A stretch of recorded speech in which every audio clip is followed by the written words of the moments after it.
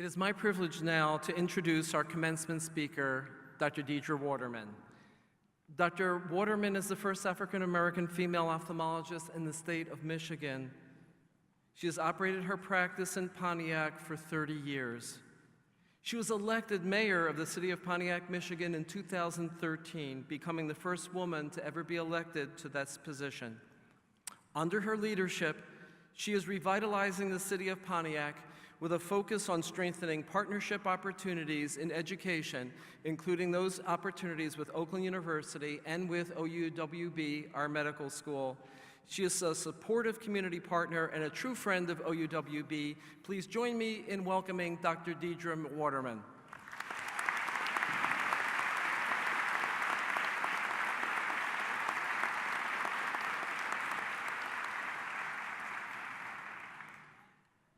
Good afternoon, and thank you for that kind introduction, Dr. Folberg. It's an honor and a thrill to greet you, graduates, and I thank you for this opportunity, and I also honor those who have come to support you. Thank you, Dean Folberg, President Hind, Mr. Schlussel, the members of the faculty, friends, relatives, and all those who have come to support our graduates, the esteemed class of 2016. I can relate as I look out over your faces and see your excitement, graduates, who I am now pleased to address as colleagues. It is a special thrill to see the excitement of the moms and dads and relatives and grandmoms and sisters and brothers and all those who have been the wind beneath your wings and have been your infrastructure of support and encouragement, and who have believed in you and helped you and lifted you up and encouraged you when you needed that. Some of them have sacrificed for you to obtain your dream of being a doctor, and most of all, as evidenced here today, they are extremely proud of you, as we all are. And we must also mention the role that your teachers and faculty have played in your education. They are a distinguished faculty, handpicked to be well-versed in the distinct curriculum that has been devised to fit the unique teaching philosophy that characterizes this School of Medicine. As I have talked to them and convened with them for this graduation today, the pride they feel in you is palpable. And in you, they have entrusted their hopes and confidence that you will take what you have learned here to not only heal your patients, but also to affect their lives and their communities in other ways that contribute to their well-being. And of course, the leader of them is Dean Folberg. He has kept the faith with your dream during your tenure with him, and he has been true to the vision of creating doctors who know the research and science of medicine as well as the art of medicine. I remember when I was in medical school some years ago, I won't count back how many, I can't do the math that quick, but I remember I had a professor who told me the art of medicine was the skill of entertaining the patient while giving nature time to take care of the disease. Well, science has gone along quite a way since then, and you will lend your skills to the betterment of your communities and your patients.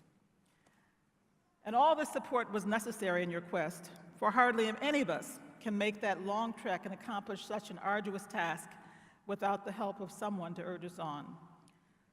So while recognizing that your diplomas belong to you, graduates, the victory also belongs, in essence, to all of those relatives, friends, and well-wishers out there.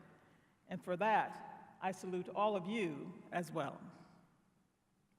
As you embark upon your careers, you will be well-equipped and well-trained to take on the challenges and complexities of modern medicine in a modern world. Since I finished medical school, the world has shrunk. The internet is here. Social networking allows us to reach out globally at the push of a key. The communities in which you choose to serve and the practice of medicine is a service as well as a duty and an obligation and an honor, are more likely now to be culturally diverse. And such concerns as healthcare disparities and cultural sensitivity will be part of your lexicon. The uniqueness of your training will give you the platform with which to navigate those areas. For it is Oakland University William Beaumont School of Medicine. It is their approach to teaching that extends beyond the laboratory and equips you to become not just skilled scientists, but also the well-versed, ethical, and compassionate class of graduates that you are. The commitment here to integrated learning, as well as the mentoring and responsible professional growth, are very special attributes of the Oakland University William Beaumont School of Medicine. Last year was the inaugural graduation, and that was an occasion for great recognition. As the second graduating class, you are repeating that success pattern and establishing that this is a sustainable model of medical education. And as you move on to your various residencies, training programs, and other opportunities that will present themselves to you, I have every confidence, your professors have every confidence, Dean Folberg has every confidence, that you will prove that the model works beyond a doubt. And you will establish the claim of your program as its notable products. As an ophthalmologist myself, a specialty designation that I share with Dean Folberg, as you've learned from my introduction, I have taken a leave from my profession in order to take on this challenge of being a mayor of the historical and proudly resurgent city of Pontiac. I must admit that I envy you a little bit today, as I've had to pack away my ophthalmologist and ophthalmoscopes and tonometers. I realized that, even though I'm a political position, I still consider myself an ophthalmologist at heart. And candidly, I think I always will, no matter how many campaign speeches I give, or how many potholes I fill, or how many municipal budgets that I have to prepare. So I'm living a little vicariously through you today as you graduate, and as I witness your enthusiasm and your bright anticipation as you launch into careers after a laborious and trying journey. I miss my patients, many of whom I have followed for years, and sometimes their family members, including several generations. You will find, too, that you will develop that bond with the people whose lives you affect so intimately and who respect and depend upon your abilities as physicians. I do admit that associations and references to my medical career have creeped into my campaign and my way of symbolizing my role as mayor. For instance, the campaign slogan, which seemed to capture the interest of voters, was the one that I proclaimed that I was the candidate with the clearer vision for the city. I guess the voters bought it because they elected me. Oftentimes, such as at campaign debates and in interviews, I would equate the financial crisis the city was facing with a patient that was hemorrhaging on the surgical table, and we would lose the patient if we did not exert leadership in the emergency. Except in Pontiac's case, the patient was the city's economic survival, and we were hemorrhaging capital instead of real blood. One of the things that I knew intrinsically as a physician was that in order to heal the municipality, I also had to heal the psyche of a population that had been demeaned and demoralized for 8 long years of political strife and uncertainty. After being elected and taking office in January of 2014, 2.5 years ago, how time flies when you're having fun, the city has emerged from financial crisis to financial stability with a hefty fiscal surplus to bolster our resurgence as we also revitalize and diversify our economy and restore and establish new partnerships, such as the one that Pontiac has established with Oakland University, which now in its 2nd year, under the capable and visionary administration of Oakland University President George Time, has helped to foster a partnership, town and gown relationship that has grown to now 32 different initiatives of mutual support and interest.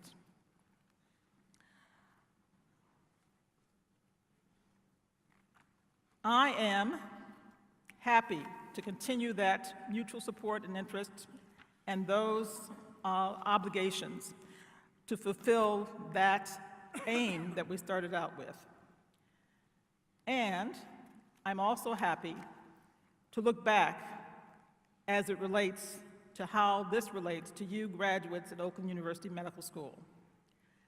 As mayor of the city of Pontiac, I can bear witness to the many ways that the city has benefited from your curriculum requirement that you gain professional development by experience outside of medicine.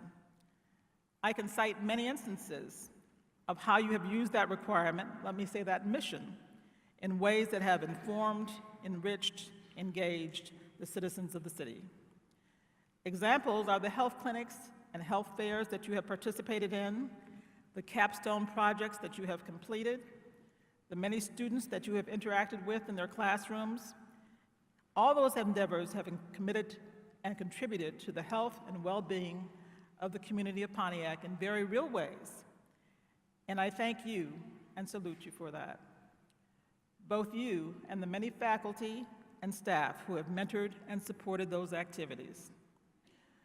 Let it be recognized that your training to engage your professional expertise and compassion, even outside the laboratory, the surgical suite, and the physician's office, profoundly affect the communities you inhabit, and conversely, the world around you. There is a saying from the Talmud, "He who saves the life of one child saves the world in time." So I likewise challenge you graduates. You may not take the precipitous journey that I took in terms of going into the political arena, but whatever path you may be led toward, be assured that you have the power to affect the world around you by the ripple effect of the lives you heal, the lives you change and inspire. As your professors and families and all those around you launch you off into the next phase of your careers, I send that salvo to you, that you be the change that you desire to see around you. In your hand lies the future. How's that for a challenge as you head off into your careers? I congratulate you, and I thank you for the opportunity to salute you and to wish you success and fulfillment in your careers. Congratulations.